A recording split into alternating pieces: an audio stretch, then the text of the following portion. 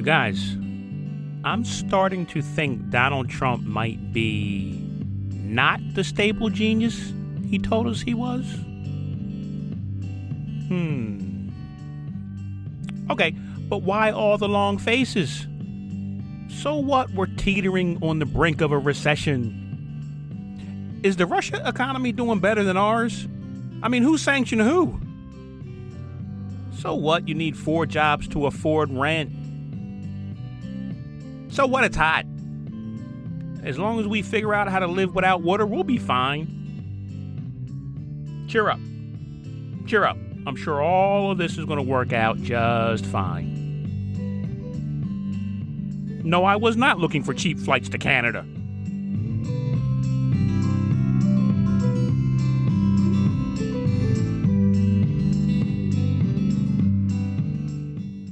What is this, a new episode of the Comparison Group podcast? Oh, lucky day, lucky day. It must be Christmas in July. Is it July? It's still June? What is it? Today is June 30th. Oh my goodness, June 30th. It seems like just yesterday was June 29th. The year is flying by. But how exciting it must be to get a notification there's a new episode available. Thank you, Apple Podcast. Thank you, Spotify. Thank you, Pandora. Thank you, anywhere you get your podcast, for notifying me there is a new episode available of the Comparison Group podcast. I can't wait to listen. I can't wait to rate it. I can't wait to share it with all my friends and enemies. Thank you, Comparison Group podcast. What's he going to talk about today? I'll tell you what I'm going to talk about. Oh, wait. First of all, before I tell you what I'm going to talk about, I am not going to talk about abortion, okay? I did a show on abortion, the Please Don't Make Me Talk About Abortion episode. So if you would like to know my thoughts on abortion, please go back and listen to that episode. Now, here's the funny thing about that episode. I didn't share it. Once the Roe v. Wade thing happened, I didn't reshare that episode because in the beginning of the episode, I did a little funny talk up about, how shall I say, what could happen if you see somebody outside a restaurant dressed kind of funny, looking kind of funny, and you're afraid they might shoot up the restaurant. Well, not 2 days after I did that, we had the Buffalo shooting. And then, of course, we had the tragic shooting in Uvalde. So to not be tasteless, I felt like I wasn't going to share that episode after the Roe v. Wade overturn. And I didn't really share the episode that week, even though, of course, I did the episode. I said that long before I knew we were going to have 2 tragic shootings. But still, in the interest of taste, I didn't really share the episode. But please, by all means, go back and listen to it. I think it was a good episode on abortion. Now, what am I going to talk about today? Well, I'll talk about Shawshank Trump, born supremacy Trump, thinks he's going to take control of the limo, drive it into a wall. I'll talk about that. Sure, why not? Everybody's talking about it. And listen, just like everyone is saying, if anyone wants to refute Cassidy Hutchinson's testimony, any part of her testimony, they should come and do it under oath. You know, on the conservative end of things, if you're wondering what they're saying about it, well, it's interesting. I happen to catch her testimony live. I don't always, but I just happened to turn on the news and there she was. And so I turned on Fox News because I was interested to see how they were covering it or if they were covering it, and they were. And what they said after her testimony ended was, whoa, this is damaging testimony. Well, within a 24-hour period, that turned into, well, is she telling the truth? There is pushback from the Secret Service. They say the limousine thing didn't happen, and she heard it secondhand, by the way. And oh, by the way, there's no cross-examination. That's the big thing on the right in conservative media.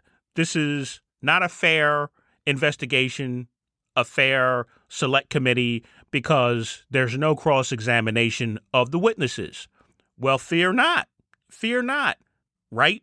Conservative media, the cross-examination will come when Donald Trump goes on trial, when Rudy Giuliani goes on trial, when Donald Trump Jr. goes on trial, when Mark Meadows goes on trial. I'm sure that's what you would want to see if you're looking for cross-examination, correct? if they're not going to come in and testify now, if people like Michael Flynn or Roger Stone or Steve Bannon or whoever else pleads the fifth, and they're not going to come in and testify now, well, they can certainly testify at the trial, and there'll be plenty of cross-examination at the trial. So what we would expect is that once this select committee is done, they will hand their findings over to the Justice Department. The Justice Department will then hand out the indictments, and then there'll be a trial and plenty of cross-examination. Again, I expect that's what you want if you want cross-examination. But let me tell you something else. Look, I'm all into the show now. I haven't even really built up. But let me tell you something else. Let me give you another prediction. In a couple of days, what Donald Trump is saying is a lie by Cassidy Hutchinson. It never happened. They all ran out there. Donald Trump Jr. ran out, put tweets out. You can't even reach the steering wheel. You can't even reach the steering wheel from the back of the presidential limousine. Donald Trump, you could study his psychosis from tweets for years. But let me get back to that in a second. In a matter of days, I predict what Donald Trump is saying is a lie, he will say is the truth. I predict that. He'll actually reverse himself and say, yeah, I did it.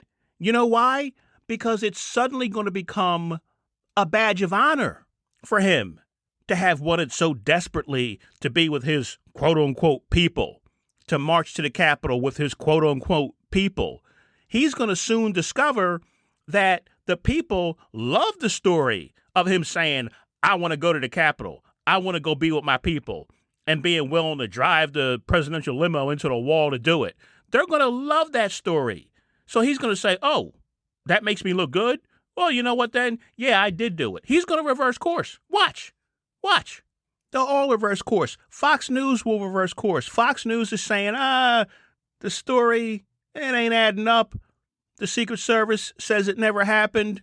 This puts everything into question that Cassidy Hutchinson said. Sounds like she's a liar. Donald Trump says it never happened. Oh, well, if Donald Trump says it never happened, oh, gee, if he said it never happened, Donald Trump puts out a tweet. I told you before. I've told you on a couple occasions how much Donald Trump lies. I told you Donald Trump lies so much, he starts a sentence with a lie and ends the same sentence, with a contradicting lie. He did it in the tweet.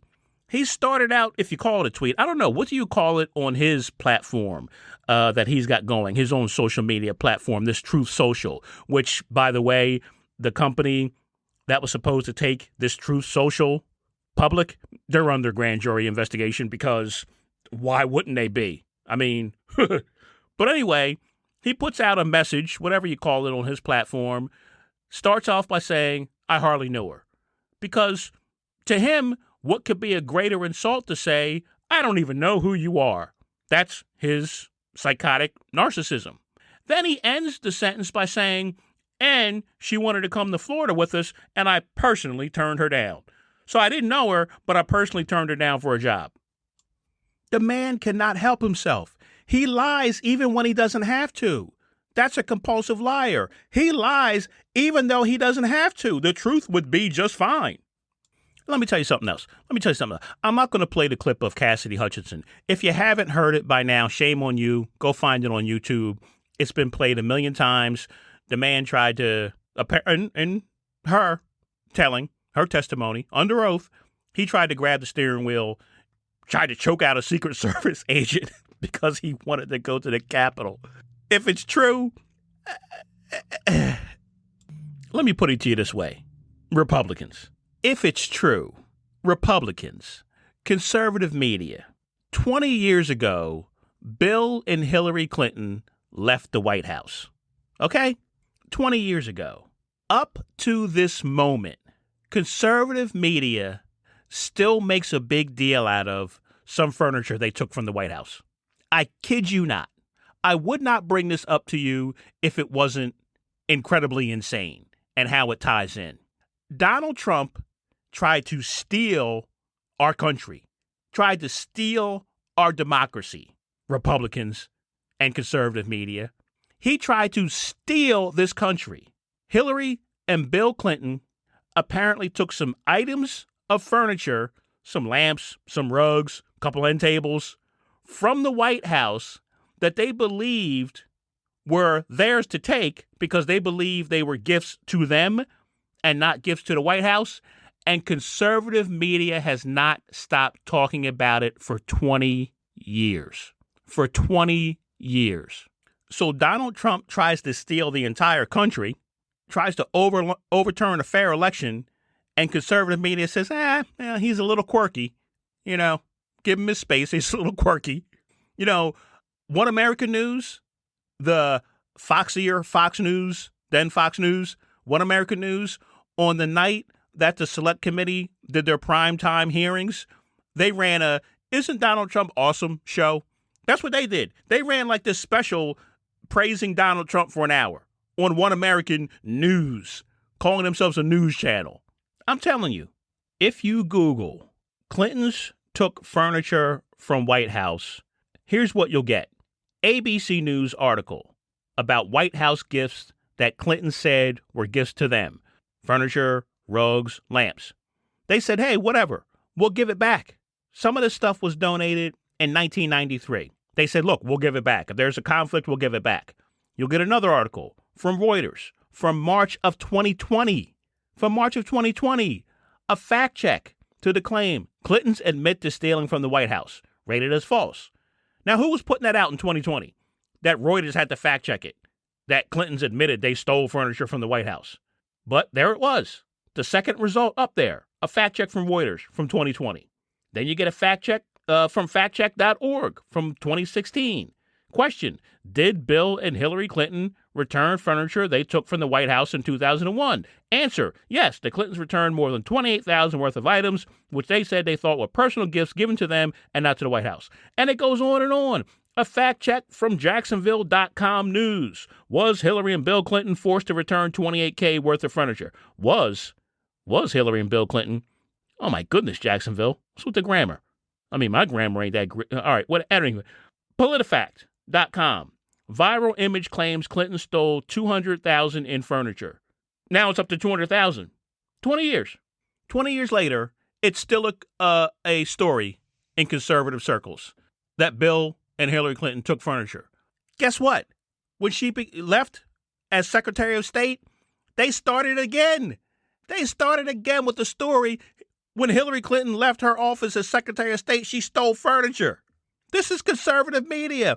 Donald Trump tried to steal the country. And yet half the media, half the people in this country could not care less. They're totally disinterested. When Fox News does decide to show the hearings, the Fox News watchers turn it off. That's what the ratings are showing. Whenever Fox News puts the hearings on, they change the channel. Hearings are over, they come back. Are you telling me you're more interested in whether or not Hillary stole a lamp than what Donald Trump did? Is that what you're telling me?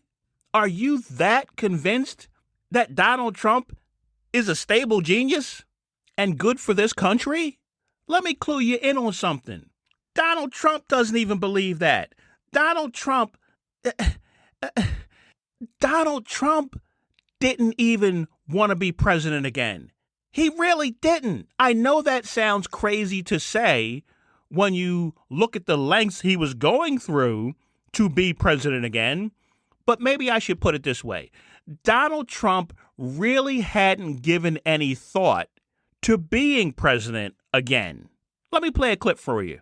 This is a clip from Sean Hannity when Donald Trump came on his show during the campaign leading up to the election versus Joe Biden. Donald Trump came on his show. It looked like they were doing a little kind of town hall, and Sean Hannity lobbed into Donald Trump the easiest, softest meatball question you could possibly lob to a politician. And Donald Trump whiffed on it like you wouldn't believe. Let me play the clip for you. What's at stake in this election as you compare and contrast? And what are your top priority items for a second term? Well, one of the things that will be really great, the word experience is still good. I always say talent is more important than experience. I've always said that. But the word experience is a very important word. It's in a very important meaning.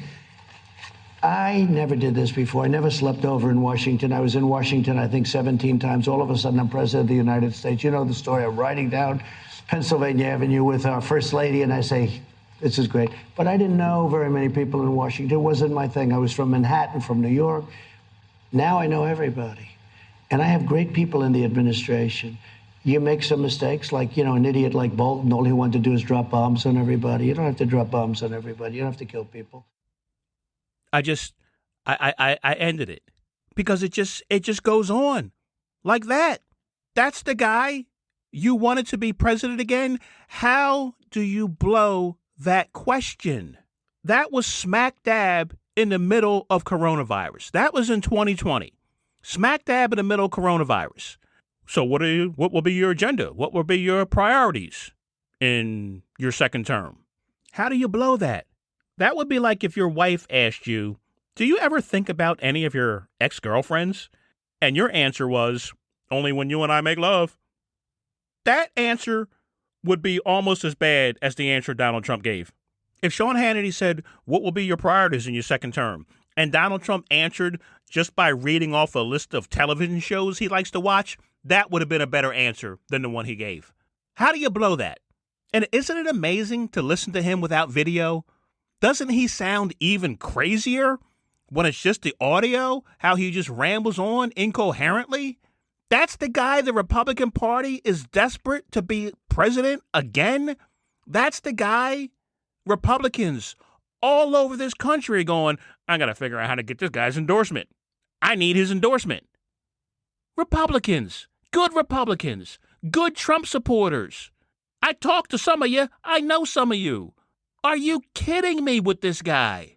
This is the guy you're desperate to have be president again? He doesn't even know what to say when you ask him, what would you do as president? Well, first of all, we got to get rid of coronavirus. Then we got to get this economy back on track and roll up our sleeves and put America back to work. How hard is that? I don't care what you think of Joe Biden.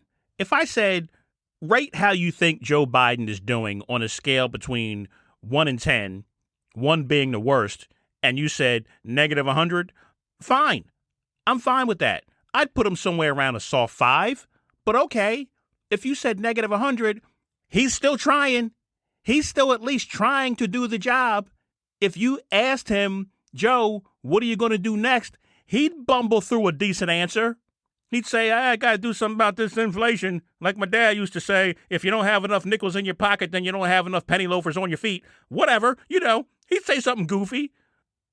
But he'd say something at least related to the question you asked him.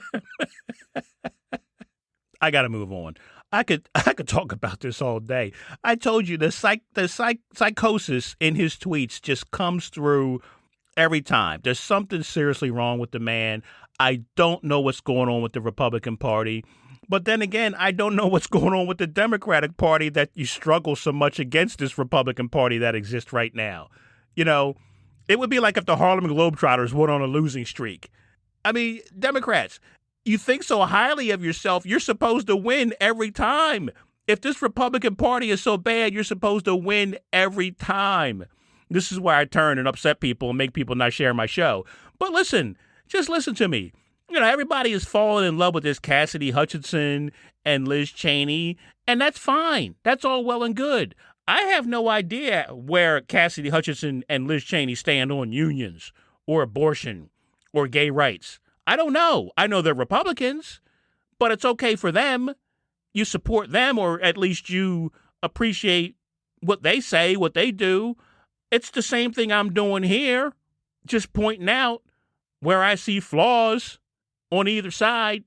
And I say that to transition into it happened again on Twitter. Happened again. I see a tweet from someone, and so I reply to it, and the tweet initiated, if that's the right word, from a tweet from Robert Reich. I should say that. I guess he's considered an economist, whatever. But the tweet that I replied to initiated from a tweet from Robert Reich, where he basically was saying, hey, you know, inflation is 8%, wages are up 5%. That means workers took a 3% pay cut, so don't blame workers for inflation. unionize everything. The tweet was something along those lines. And then the person that I replied to had replied to Robert Reich's tweet, the Economist tweet, saying there's a lot of BS out there about wages calling inflation. It's all BS. And so I replied to him, well, not really.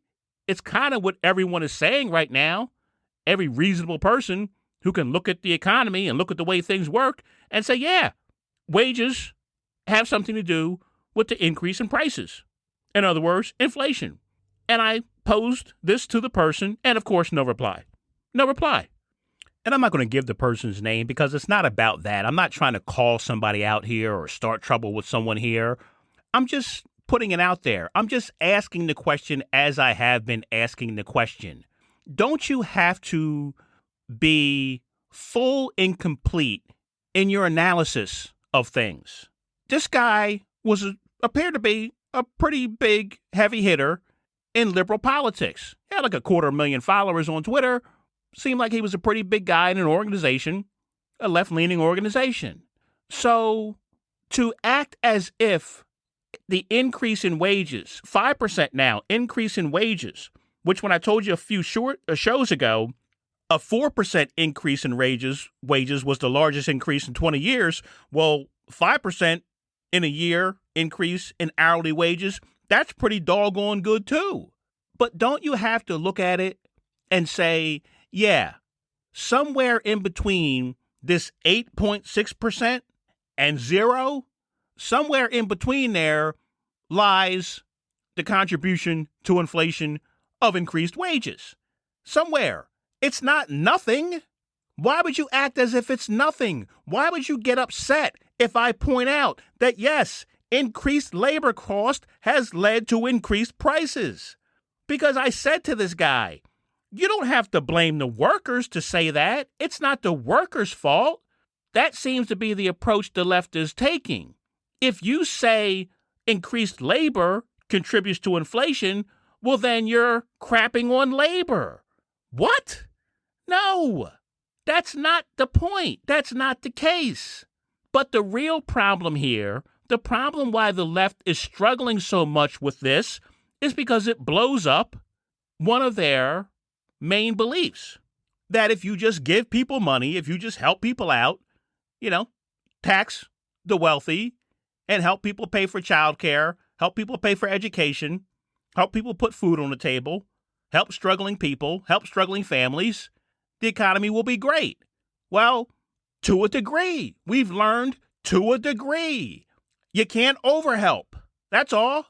It's the same thing that happened with the right on guns, with the tragedy in Uvalde. Blew up one of their main talking points. The only thing that stops a bad guy with a gun is a good guy with a gun. Well, there were plenty of good guys with guns there, and they didn't stop the bad guy. They got really upset, too. Didn't want to see their talking point just blown away like that. Well, the left is doing the same thing with this inflation. And it upsets me because it doesn't have to be that way.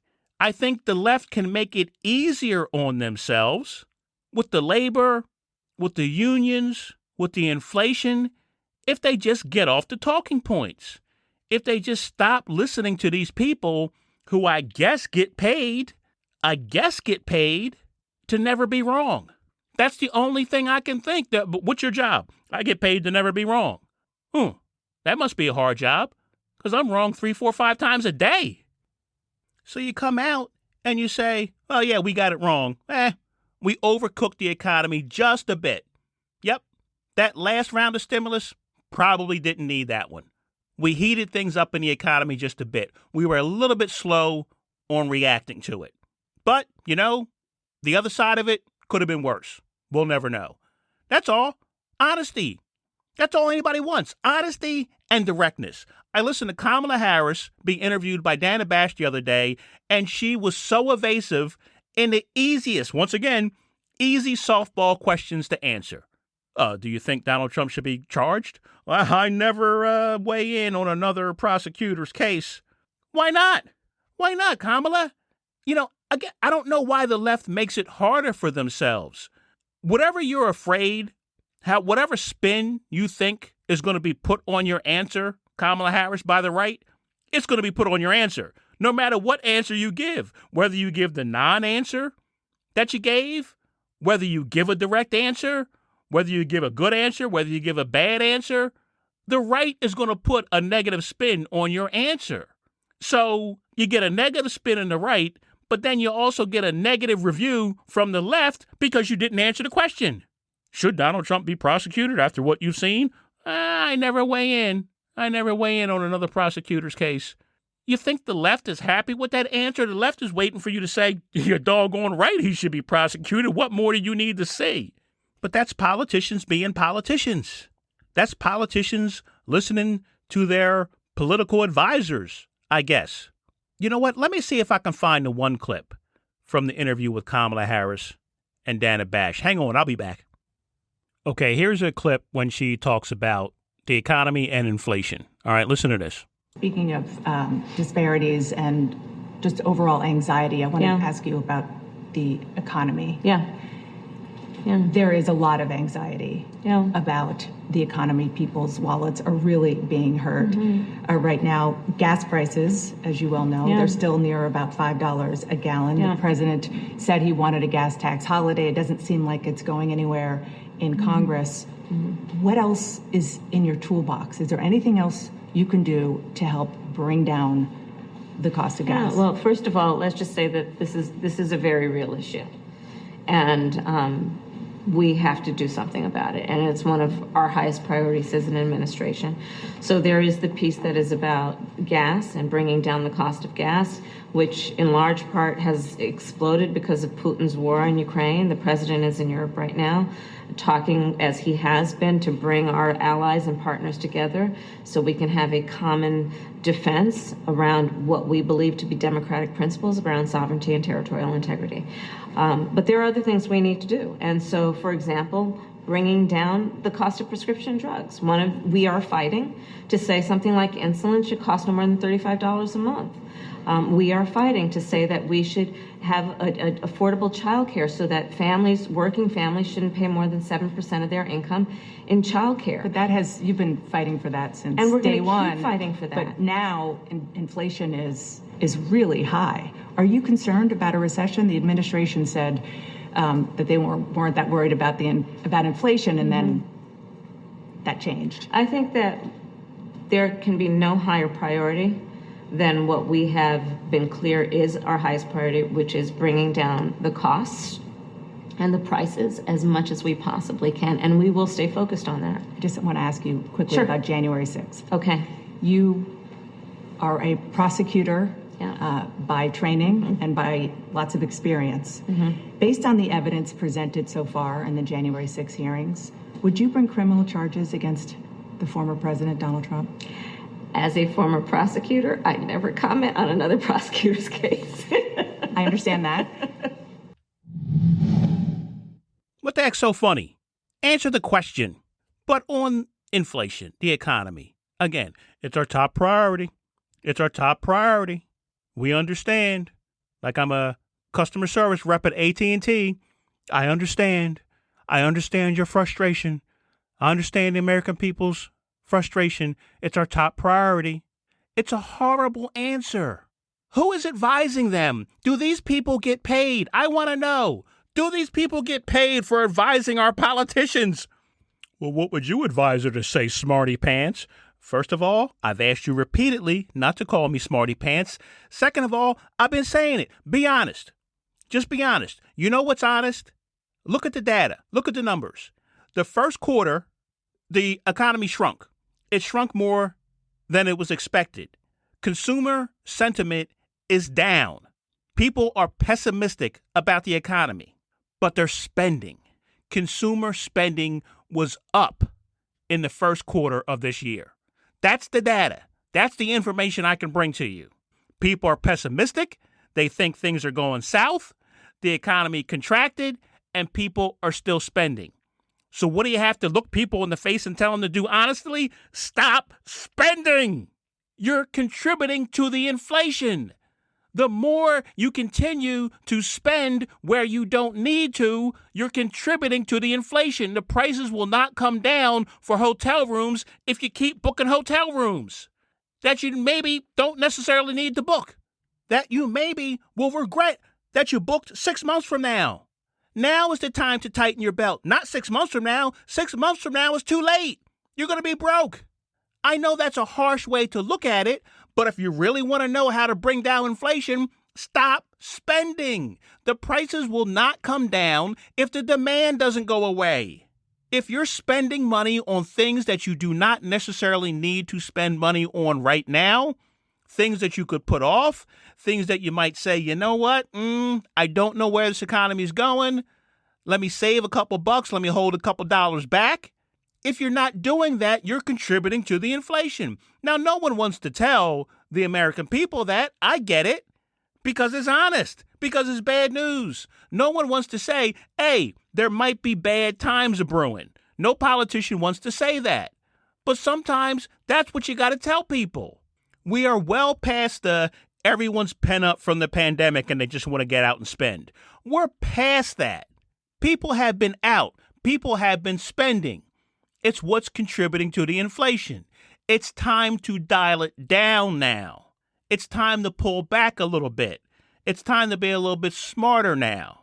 We have the highest inflation we have had in decades, and people have not seemed to adjust their behavior at all. At all. That's strange. Consumer spending was up in the first quarter. Now, maybe people will start to adjust now as I'm saying this. Now it'll start. People will start to get the picture. But in my opinion, it's what the administration should have been saying months ago. Like I said, it's hard. It's hard to tell people bad times may be ahead. Politicians always want to say great times are ahead. Don't worry, the economy is going to just keep right on booming, just keep right on chugging along. But we all know that's not true. There's ebbs and flows. There's ups and downs. We're coming into a down. Act like it. Act like we're coming into a down. Back to workers and labor and unions. You want answers on that? I'll give you answers on that. I'll give you solutions on that, because I'll tell you, and maybe I shouldn't say this. Maybe I shouldn't overgeneralize. But I'll say some of these people who make money, who have an agenda, who are pushing this union agenda, who are getting rich pushing this union agenda and fighting for the workers, they're the same exact people that I know. You'll hear them say, you know, I had a reservation for 7:15 at Le Grunt last night, and they didn't seat us until 7:35. Oh, I gave the hostess a piece of my mind. And oh yeah, our waiter was horrible. I had to send back my risotto 3 times. Yeah, those are the people who 10 minutes later will tell you how they're fighting for the workers. Trust me. Trust me on that one. You can't listen to all these people. Not everything they say. Not all of them. They'll tell you, oh, unions will be great for businesses. Unions will be good for the business because if the worker is happier, then that'll be good for the business because the worker will be more productive if they're happier. I had somebody say that to me on Twitter, and I replied back to him, I hate to break it to you, but some of the most profitable countries in the world have the least happy workers.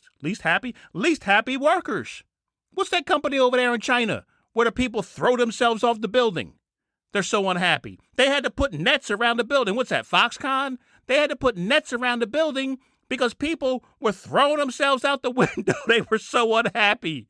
Did Foxconn change the way they treated their workers? No, they put nets out there so that they could catch the people when they fly out the window and then put them back to work and say, we're docking you for that time that you threw yourself out the window. Are you kidding me? If workers are happier, the company will do better. Look at these companies, Comcast and AT&T and Time Warner Cable. You know, all of these companies with the most miserable workers you can find, making billions. You think they care about workers being happy when it comes to their bottom line? No. So then the inevitable question comes, well, what do we do, comparison group guy? Do we just not fight for better working conditions and better pay? No, you can fight for it, but adjust for the times. These are different times. This is not the 1950s, 1960s. Adjust for the times. Geez. So I got to give the solution now. I'm asking these people out there to think and come up with the solutions, but I guess I got to give the solution. All right, fine, I'll give the solution. I'm all about incentives. I like incentives. I like incentivizing people. But you got to incentivize them in the right way. We've learned just giving massive tax cuts to corporations and people at the top does not incentivize them to hire, because people only hire when there's a need, when there's a demand for the product and services that requires them to hire. We've learned you can't just dump a whole bunch of money into the middle class or to people who are struggling, because they won't always do what you want them to do with that money. You give someone money for childcare, they say, thank you very much. Now I can stop working. If you take away the cost of childcare and the cost of insulin, you know what? I don't have to go to work no more. My husband can just work and support us. Nothing wrong with that. That's smart. But that's what people may do. So you have to incentivize the behavior that you want to get. Now, businesses, they like it when they get tax breaks. They love it. Tax breaks. So what about incentivizing businesses in the form of tax rebates or tax breaks if they're labor friendly? No union, just be labor friendly. And there's all sorts of standards that you could have to make a company qualify as labor friendly. The same way they have all sorts of standards for a company to qualify to be designated as environmentally friendly. Thousands of companies desperately want that designation as an environmentally friendly company. They meet all the criteria they need to meet to be designated as an environmentally friendly company. It means something to them. Same thing with being an equal opportunity employer. They want that designation. It means something to them. We have to make it mean something to corporations to be designated as labor friendly. You have to incentivize these businesses for it to mean something financially for them to be labor friendly. When you know which companies meet the criteria to be designated labor friendly, do business with those companies. List those companies on a government website. Here are the companies that have a 95% employee satisfaction rating. Here are the companies that pay tops in the industry. Here are the companies that offer benefits from day one to their employees. On and on and on and on. Whatever you consider a labor-friendly company, incentivize the businesses to do that, and they will do it. You know why? They don't want to lose market share. If the other guy does it and they don't, and they lose market share, they will do it. You want solutions? Give me 15 minutes plus a pen and a piece of paper. Do these other people get paid? Do these think tank people get paid for what they tell you? They're telling you, fight, fight, fight. We got to fight these companies. We got to force them to do the one thing they don't want to do, put themselves in a position to lower revenue. I'm telling you, no. Incentivize them to do what you want them to do by the promise of higher revenue. Which one do you think they'll go with? Like I said, they're already doing it for so many other things. Why not labor? Why not their most valuable commodity? Good labor. What's the use? I'm going to end it here. I've gone long enough. I had a whole other thing I was going to get into, but I'll save it. I'll save it for next episode. There's a couple of new segments that I'm going to try and do on a regular basis. One of them is I'm going to refer back to some old shows and tell you what I've gotten wrong. Tell you what I've gotten wrong. You know, in the last episode, I played that clip for you of where I thought I was right in my prediction of where we were going in terms of inflation. I should also tell you and play clips for you of when I was wrong. Wouldn't that be fair? So I'm going to start trying to do that on a regular basis, not every episode, but on a regular basis going forward. So keep an eye out for that. I also have a whole bunch of notes to myself. You know, I make notes to myself constantly, you know, all throughout the week for what I might want to talk about on the show or a particular topic, you know, adding to what I want to say about a particular topic. But some of the notes are just random thoughts that I have that never make it into the show, either because it doesn't fit the topic that week or it's just a random thought. But I want to get rid of some of these notes. So I want to go through a bunch of them, tell them to you on the show, and that way I can say, okay, I said them because I think they're interesting, and then just get rid of them. What would be an example? An example would be, what's going on with TV at TV networks? What's going on in the pitch meetings at TV networks? Are they just sitting there saying, we need a new show. We need an idea for a new show. How about a competition show, singing, dancing, whatever, and we'll get C-list celebrities to judge? Brilliant. You've done it again, Gigi. Put it on immediately. Can we get anything in prime time other than these stupid competition shows? How many of them do we need? But it's different at the cable networks. That's the networks, the big networks. At the cable networks, the pitch meeting must sound a little bit like, hey, I got a great idea for a show. It's about a group of despicable people who can't handle the liquor, and we just put cameras on them 24 hours a day. It sounds interesting, but will the people think the reason the cameras are there is because they're talented and interesting and not because they're vile human beings? Oh, yeah, don't worry about that. There's no shortage of ignorant, oblivious people in the country right now. I'll admit they are fun to watch. There's a fire starting in my heart. Reaching the fever pitch is bringing me out the dark. Finally, I can see you crystal clear. Go ahead and step me out and I'll lay your ship bare. See how I'll leave with every piece of you. Thanks for listening. I hope everyone enjoys their 4th of July. I know I will. You're not going to stop me. I'm going to enjoy it. Remember to subscribe if you haven't already.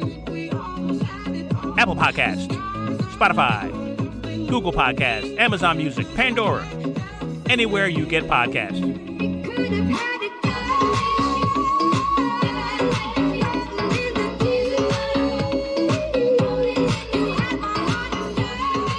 I appreciate you for sharing the show.